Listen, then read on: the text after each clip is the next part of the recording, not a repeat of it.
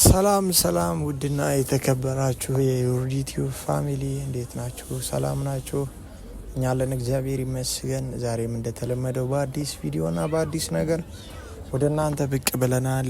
ለዚህ ቤት አዲስ ይሆናችሁላችሁ ይህንን ቤት ሰብስክራይብ፣ ላይክ በማድረግ ቤተሰብ እንድትሆኑ ስንል በታላቅ አክብሮትና ትህትና እንጠይቃለን። ሰሞኑ ትንሽ ጠፋ ብለናል። በራሳችን ነገር አልመጣንም። ያው አንዳንድ ሁኔታዎች ቢዚ ያድርገውን ነው። ለአንዳንድ ነገር ወደ ክፍለ ሀገር ሄደን ነው ፋሚሊዎች አሁን መተናል። እስከዛው ድረስ ይህንን ቤት በጣም ሰብስክራይብ እያረጋችሁ እንድትጠብቁን ስል በታላቅ አክብሮት እጠይቃለሁ። ዛሬ ደግሞ ቤተሰቦች ያው አብርሽ ሩታ ጋር እንደሄደ አይተናል። አዳዲስ ነገሮች ደግሞ አዳዲስ ጉዳዮች እየተፈጠሩ ነው። እያንዳንዱ ጉዳዮች ላይ እንሄዳለን። ቤተሰቦች የፈለገ ታሪክ የፈለገ ነገር ቢመጣ ማንም ሰው የሩታ ልጅ ከሷ ሊለየው አይችልም። ማንም ሰው ደግሞ ይህንን ኬስ ዝም አይለው፣ ህግም ይጠይቃል። ሲቀጥል ቤተሰብም ደግሞ እንደዚያው ይጠይቃል እና ሁሉም ሰው የሚጠይቀው ጉዳይ ነው። ለዛ ማንም ሰው ምንም አይነት ነገር በዚህ አቅጣጫ ሊያመጣው የሚችለው ነገር የለም። ሲቀጥል ደግሞ ደስታና ፈረንጆ እንደዚህ አይነት መረጃና እንደዚህ አይነት ኬዝ በደንብ ዲፕ የምታውቁ ከሆነ ጀስት ለምን ዝም ትላላችሁ?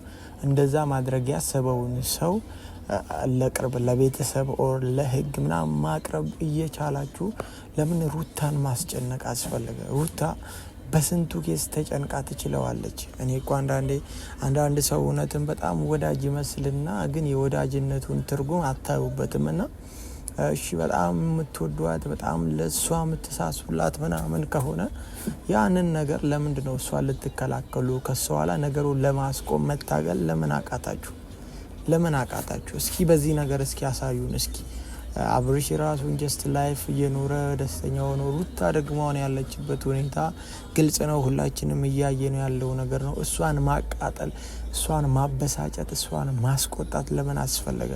ሩታዬ ሁሌም እኛ ከጎንሽ አለን። በጣም ብዙ የሚወዱሽና ብዙ የሚሳሱልሽ ሰዎች እንዳሉ እንድታውቂና እንድታስቢ እንፈልጋለን። አለን፣ መቼም ቢሆን ካንቺ ጎን ነን።